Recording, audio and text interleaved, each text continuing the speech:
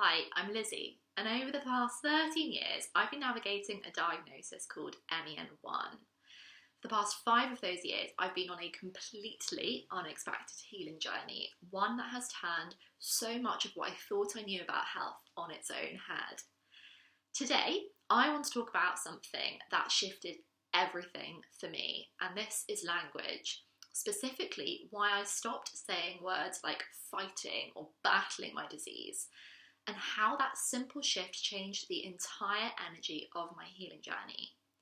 If you are someone living with MEN1, a diagnosis, or you're working through symptoms that doctors have labelled as disease, then I would really encourage you to stay right until the very end, because I'll also share the most helpful resource I've created so far for myself that has helped me to reverse my symptoms without a single medication or surgery.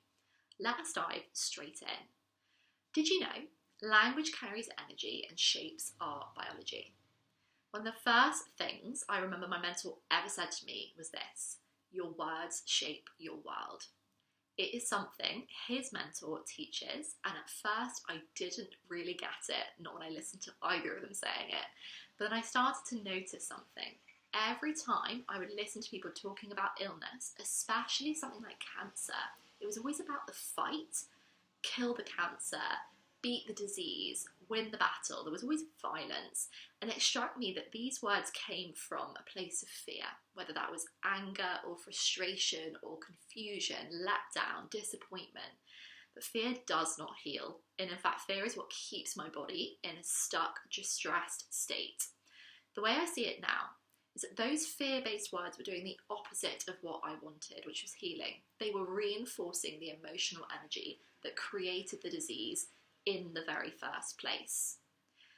Now, disease isn't the enemy here, it's actually a message. And the biggest shift for me came when I stopped seeing my symptoms as something to destroy or to hate, and I started seeing them as parts of me that needed attention and love and looking after. I'm not talking about the diagnosis per se, but the disease, the unease, the symptoms, the tension, the internal noise. These were parts of me that were crying out for my attention, emotion that I hadn't processed or acknowledged perhaps ever in my life. According to something called the Hawking Scale of Consciousness, and you can have a look, I've linked it below, emotions in a state of fear are low frequency, whereas emotions that come from love are high frequency. And I know from experience that when I hold myself in love rather than hate, something in my cells literally starts to change and shift. Love isn't just a feeling, it's actually science. A neurobiologist called Professor Sue Carter has done research with oxytocin, which is the love hormone. And she can show now that love can heal disease, and this struck me as amazing. It is why I no longer say fight. I don't say that I'm beating cancer or I'm battling MEN1 or anything with violence, because that language, where it may feel empowering to some, for me it just feels like a red flag, and a sign that actually I'm operating out of fear. Fear in my body only has ever led to more symptoms. So now I treat my body with softness and I let the emotion move through. I acknowledge and recognise things that I've never wanted to before. And instead of pushing my body to heal, instead of fighting myself, I create space for it to do what it knows to do, because I just have to get myself out of the way.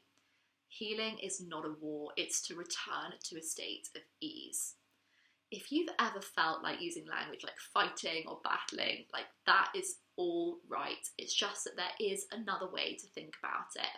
And I find it a gentler, more powerful approach that my body has been asking for all along.